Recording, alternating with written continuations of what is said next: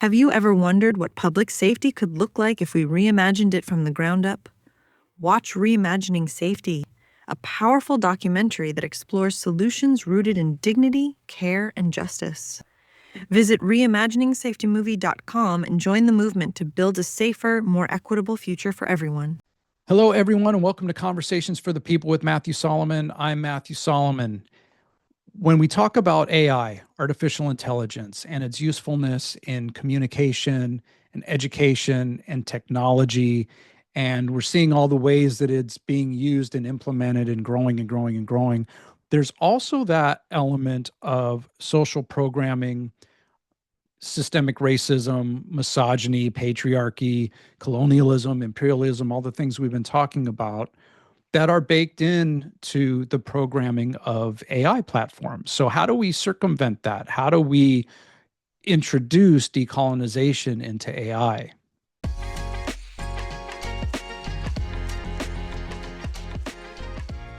I'm so excited to have on the show Christian Ortiz. Christian is a developer. He's the developer of Justice AI, which is a platform that does that very thing. And he's also the author of The Decolonial Awakening, a complete guide to collective liberation. Please welcome Christian Ortiz.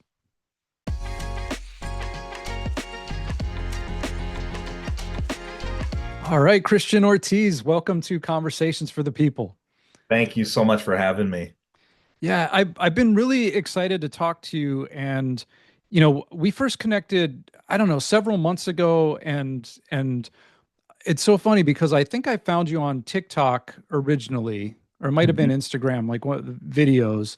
And I started following you. And then a classmate, colleague of mine, 2 days later was like, "Hey, you should follow Christian." I'm like, "I'm already following Christian." And so it's been really great learning more about you. Um, Following you, not just Instagram and TikTok, but LinkedIn. You post a lot of content, a lot of very important educational material and things like that. And so, in the realm of decolonization, anti-racism, you know, patriarchy, things like that, I'm really looking forward to having this conversation. So thank you for being here. Thank you so much. I appreciate that. Yeah. Um, there's a lot. So, you have Justice AI, which is how we first connected. And then you just had a book come out, The Decolonial Awakening. And I want to get into both of those. And I'm not sure which one I want to do first, but I guess I would love to start with, I guess your inspiration, what motivated you? Because like a book is a big undertaking, Justice AI is a big undertaking. And so, what was it that led you to these things?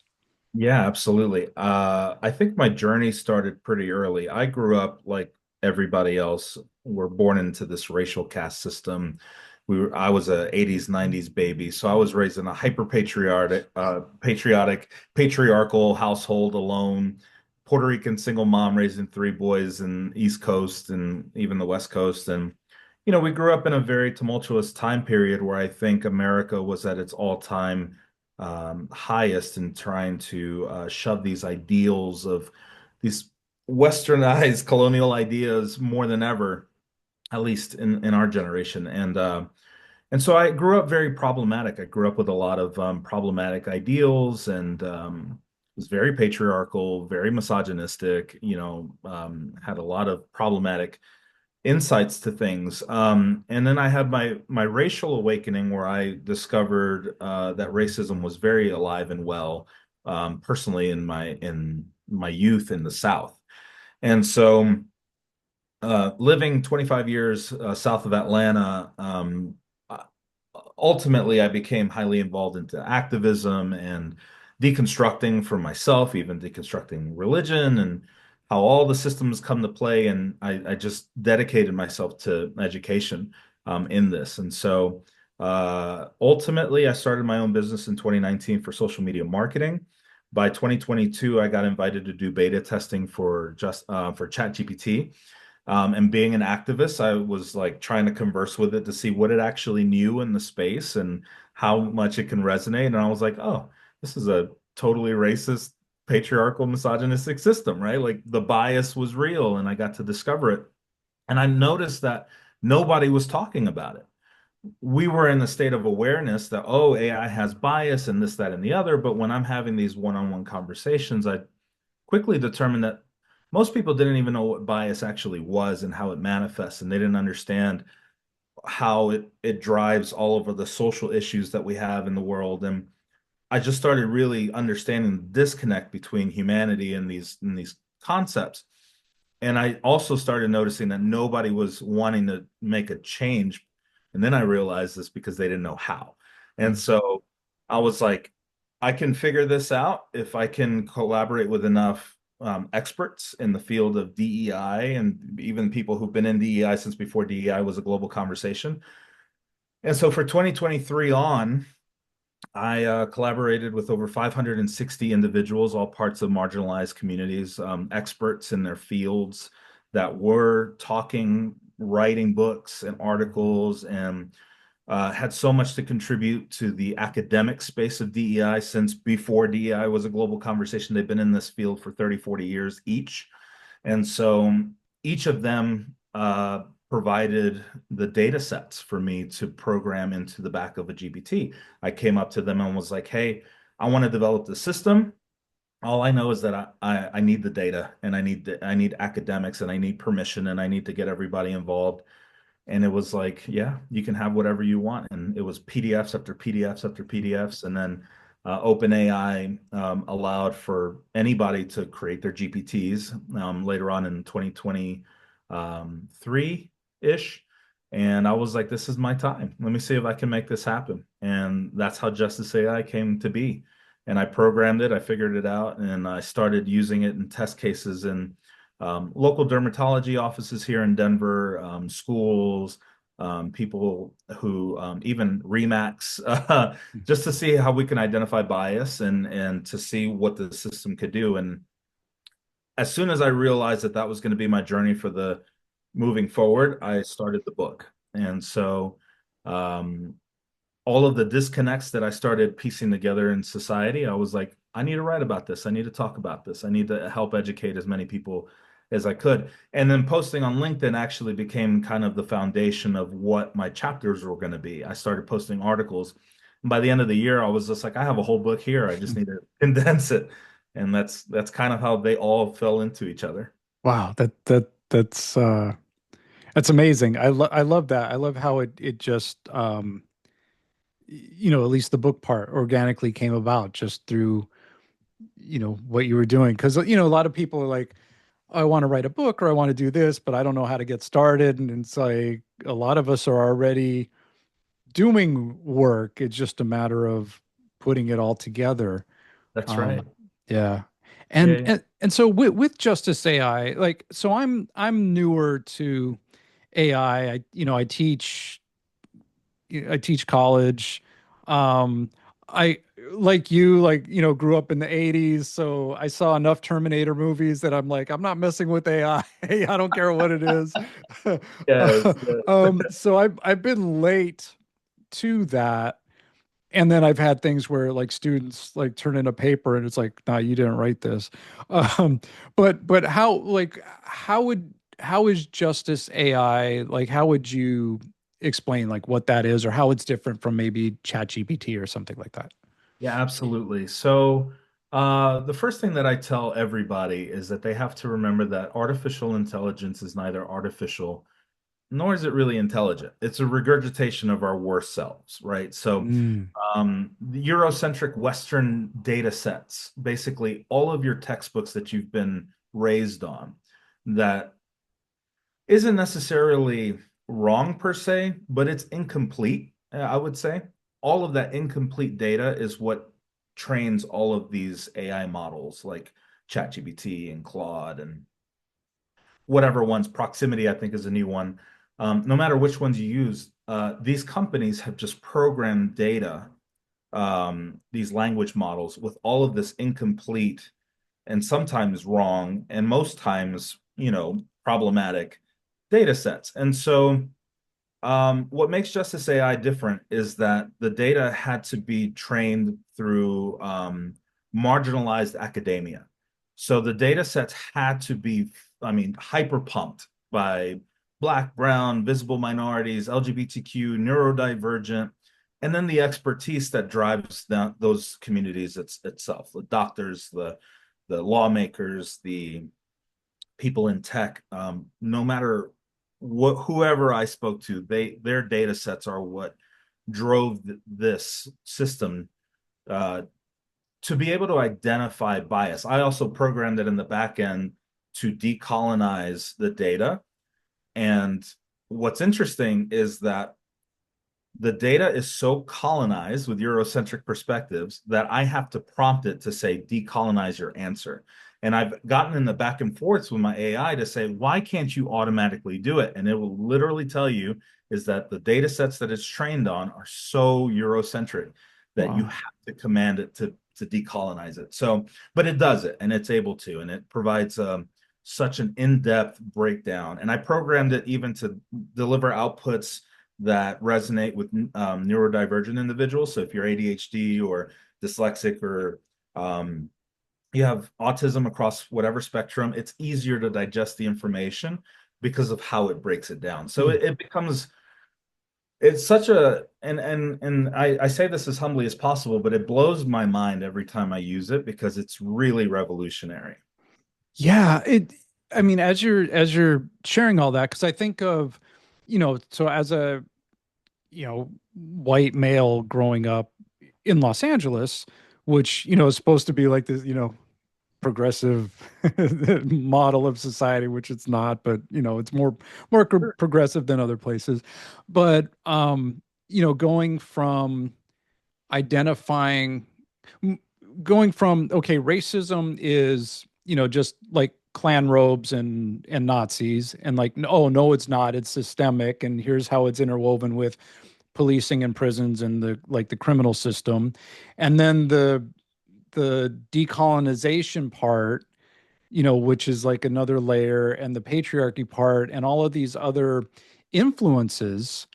And then thinking back to social media, and for me, I was more involved, like, at the start of Black Lives Matter, like 2013, 2014, but seeing how the algorithms, how certain accounts would get flagged, like, which is why, like, if you were going to say something about white people, you had to say like YT, the letters YT, or WYP, Y people, My people. yeah, like all of the different spellings, which folks who didn't know and folks who weren't affected or impacted were like, why are you, spelling it that way? That's stupid. When it was really to get around the algorithms that were flagging things like that. And so, and then there's the whole commentary about, um, you know, censorship and cancel culture and all of that, when really what I've seen more than not is those who are most marginalized are the ones who are most affected by algorithms and, by what you're talking about. And so it's really incredible that this exists, and that this is something, and even like as you're saying, like you've had to keep training it and saying, why are you like this, which is such an Why are you like this? why are you like this, It's so true. It has to happen weekly. The I have to monitor it weekly because it continues to get trained on the back end through OpenAI, and I have to continue updating its training models and updating and remind it, hey, remember I programmed you to decolonize this. You're missing the mark, and it's wild. And so it is. To your point, though, man, there is so much that exists in this conversation that is the reason I wanted most to put out this book, because it explains, really breaks it down, how white supremacy as a system uses its tools, the patriarchy, which then spawns misogyny, then also is the weaponization of religion, which is also all of the things. And then you get to see, as the book continues, where you find yourself in your life, of how you've actually, that's the goal, is as you read the book, you're like, oh shit, this is how I become part of the system, is this is how it got me right here in this chapter right here, or maybe it got you through the whole book, right? Mhm. So it is, I call it the roadmap to collective liberation, because you can't be pro-black and anti-LGBTQ. You can't be pro-woman and, anti-black. Like, oppression is oppression. And I think that is the message collectively in our society, we don't understand yet. Mm-hmm. So even if you're patriarchal and you're misogynistic as hell, you're excluding the voices of women in the LGBTQ community in fights that matter the most. And so I even talk about it in the book, how our most progressive fights, especially the civil rights movement, failed ultimately because they were so patriarchal. Our biggest leaders like Martin Luther King and Malcolm X, they were, even in the Chicano movement in California, they excluded the voices of women who were at the forefront of these fights. And it perpetuated patriarchy throughout the generations. And this is why we're still dealing with another form of oppression that still stemmed from white supremacy. So how do we kill it? We have to break it all down, ultimately. Yeah. And one of the things for people who are watching, I have the book here. I know some folks are listening in. One of the things that I really love about your book is that it's solutions based, and that you literally have, like, here's the argument, but here's the solution. Yeah. Here's the I don't like, what do you call it? Like the when they come after like DEI or whatever, with what it with a lie about what it is anyway, but like here's the answer, here's the actual Yeah. response. Yes. And that was important for me to have, because doing this work, you run into the same arguments. So, and they're tired arguments all the time. And in the book, I use the example of like B Rabbit in 8 Mile, where he's facing Papa Doc and he's literally telling everybody the issues. He knows what's up. Like, you can't tell me anything that I already don't know, but here I am and here's the solution, kind of thing. And so it's important to be able to see where we miss the mark with the narrative that we're continually fed as well as a society, and then how to counteract that with actionable steps. Yeah. Yeah. Wow. And so, like, so one of the things, and I one of the things that's really frustrating, and I'm sure for you and a lot of people, is, in 2025 now, a lot, like you said, a lot of those same arguments, right? There's still, uh, I've been teaching classes where I had students who were like, oh, I don't believe in systemic racism. It's all like personal responsibility, whatever that. And it's like, okay, we got to break this down and, ask more questions to get people to think further. Um, and it's so easy to not think further. Even so, we're recording this like a week into the fires here in LA. And there instantly, like day two, there was such a desire to, make it a conspiracy, or somebody's doing this to deflect from this, or, all of these Man-made. different, yeah. And really taking the time, and this is something you get into in your book also. It's like getting into the human part and the care based part and the humanity focused part, where we're looking at, all right, what are the actual causes and what is actually happening here? Because it's so much easier to just demonize a person or a group or a region. Absolutely. Absolutely. I think you nailed it when you said it really is the easy route when you just want to point the finger and blame it at something else, rather than, I mean, I feel like we all have a social responsibility. I'm writing another book called Social Gardening. It's not a very original per se concept. It's been formulated in a way of gardening, but I go really deep dive into what social gardening really looks like. And ultimately, what it is, it's collectively as a society, we are contributing to unrooting ourselves from everything that's been planted inside of us, all of the toxic ideas and the ideologies and the biases that have been planted in us. We have the power to unroot them and figure out, who dug them in, and then replant newness within us, new ideas, new sustainable ideas that are going to help us evolve and progress as a society. And ultimately, when you look at the entire deconstruction of society as a social gardening project, you are building a community garden that is feeding others and inviting everybody to get sustenance from this newness from you. And so, it can translate in so many different ways. We're planting trees that then fix the environment. We're providing fruit of knowledge to the individuals in our community. And even if you don't have a green thumb and you think it's pretty and you suck at it, you still have an ability to feed off of it. And so it nurtures everybody in the cyclical way. And so it's a very beautiful concept. And so the empathy piece, I think, just needs to be really put in a place and it really needs to be defined in a way that people can resonate with it. So it doesn't feel like it's such a burden or that it's such an impossible task.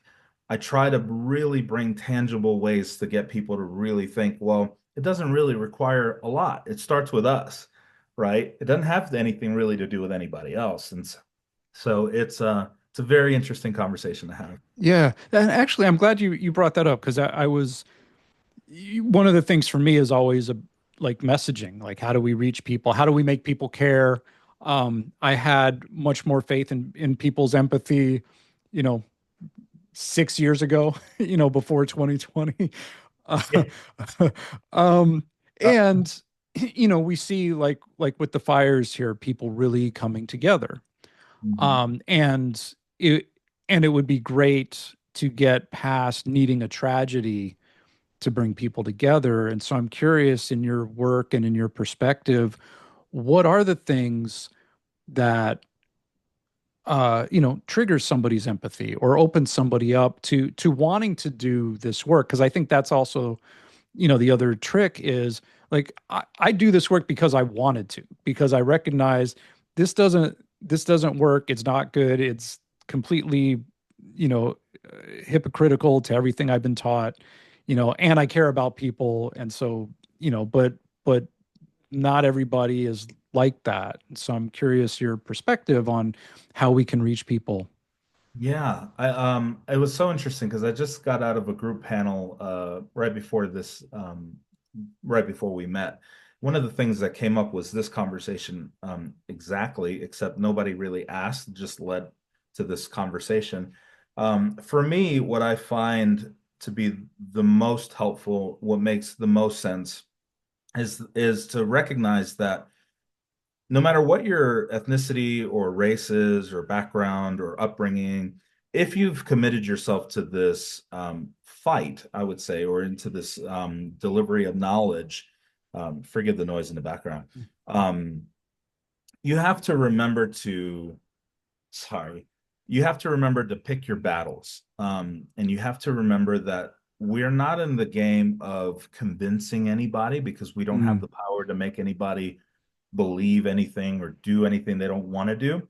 It ultimately comes down to recognizing, meeting where people are, meeting them where they're at, and understanding that ultimately, I'm not here to convince you. It's not your time because you're not willing to understand and deconstruct. But I think the more and it's not really about exclusion either, it's about helping them understand, hey, we see things completely different. I know it's different for you as an instructor. It's harder to tell a student you're here. How does this message translate for teachers? This is a lot more difficult. But in terms of understanding the how to walk away from this unscathed, to be able to have the stamina to keep doing this work too, that's also mm, equally important. You have to understand that not everybody's going to get it. It's not everybody's time. You have to be very picky and choosy on who's worth the time to educate mhm, and understand that it doesn't take the whole pie. You just need a really big slice to enough people to understand what's really at play to get them inspired to want to do the work and continue the messaging. And I think when people hear that, people who don't want to get it, people who are trying to push back at you and you're not engaging and you're like, it's just not your time. Then they walk away feeling like, what does that mean? Or what do I have to do now? And it happens to me all the time with individuals, especially in the comment section. I tell them that Yeah. answer. They get like, well, I'm looking for a really good debate. And I'm like, but for what's the end, right? Is it to Yeah. learn or is it just a debate? And so it's a matter of really just being intentional and understanding who's just willing to embrace the messaging ultimately. I think when we do that, we find different ways to engage different communities and we find different ways to the reason why I'll use this example perfectly. I'm on Instagram. I have to speak to my Instagram audience differently. I'm on TikTok. I have to talk to them Mm. differently. And I'm on LinkedIn, which means that I have to now provide the data. And Hmm. so I have all of these different ways to reach different audiences that I would have never just in one app. And so I'm trying to use social media as an outlet to reach as many communities as possible in many different ways that they understand the message, right? And so each one has challenges. It's a hassle, but we can't get lost in the sauce of the difficulty of it. We just have to keep moving forward. Yeah. Yeah. I appreciate also you made you're talking about debate. Like that's something that, a few years ago, like I was all for that. And now like you said, to what end?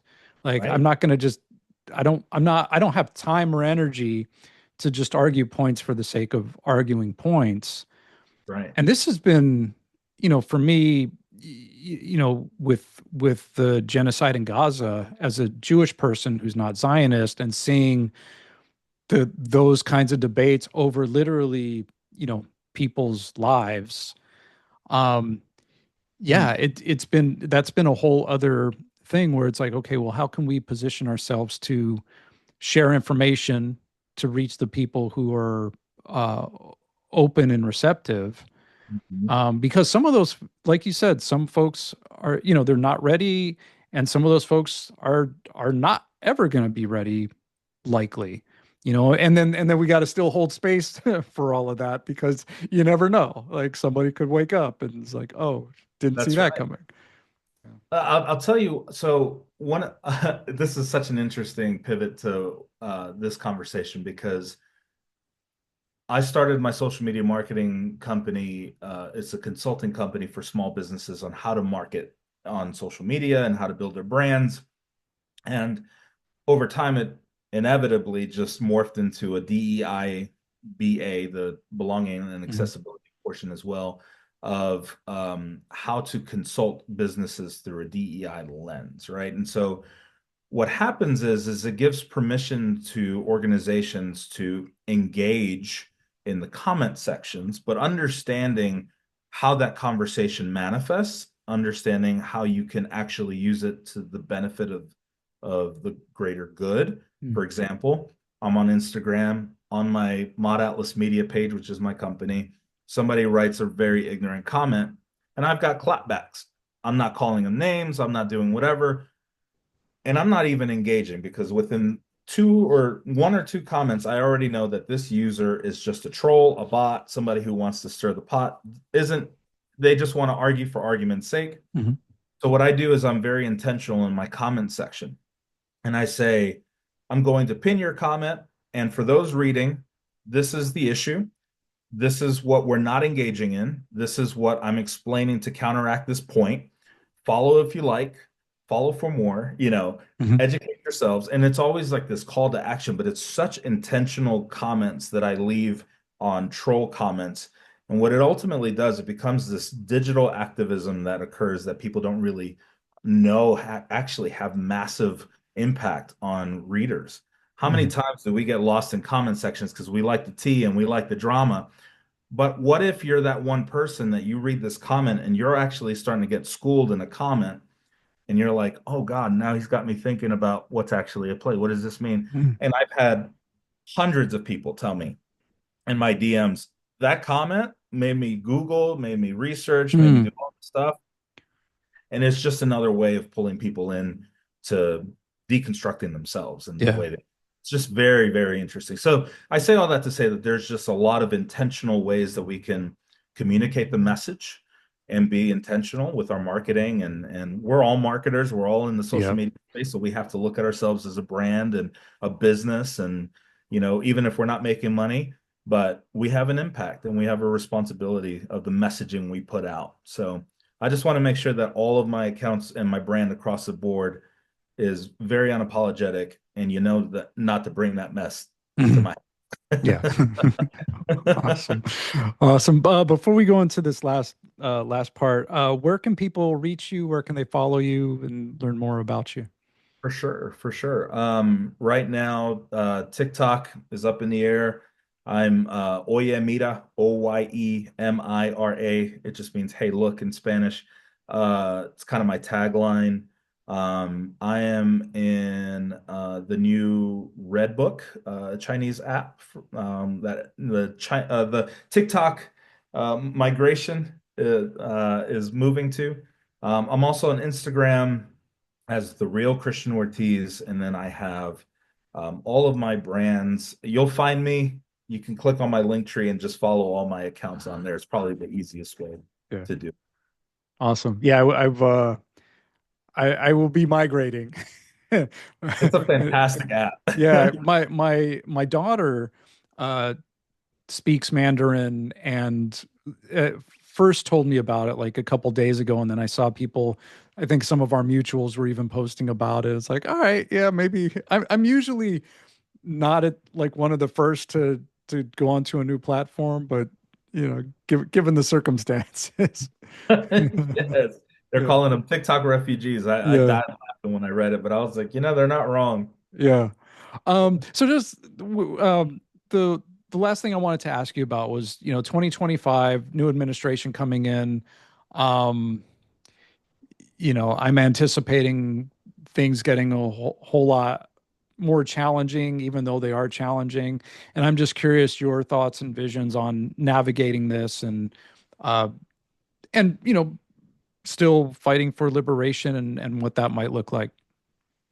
Yeah, I think it's not going to be as easy as this new administration thought it was going to be. I can honestly say that. I think we still have, um, you know, I'm not one who wants to continue perpetuating the status quo and this experiment of the United States, but not everybody is ready to revolt, and not everybody has the energy to go on the streets and march, and people have fears and families to protect and livelihoods. And so, as much of a revolutionary that I am, and as much of that dog that I have inside of me, that's not always my first recommendation. And so, I continue to tell people to keep filling out petitions, keep marching, keep doing what they feel like they can do online, and just be vocal. Block every racist and every problematic person that you want, because they don't need a platform and we don't need to normalize them. And just treat it like it's your house. You come Mhm. correct, or you get out of my house. That's how I treat mine. And I think the more we do that, one of the really quickly pivoting back to what I failed to say earlier, was because of the social media aspect. The reason why we weren't this ignorant online is because we actually didn't allow it when Facebook and MySpace and all of these things were present in its origin. We called it out in the beginning. Mm. I was there in the very beginning. I've been in social media since Zanga.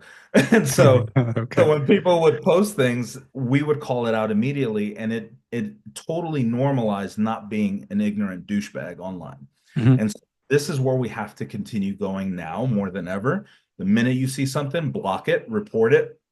Whether they handle it or not on the back end of Meta or whoever, doesn't matter. Get it off of your page, because we don't want that visibility on our pages. We don't, unless we're educating through comments and them blocking or doing whatever, screenshotting, putting it in your stories. There's multiple ways to do it.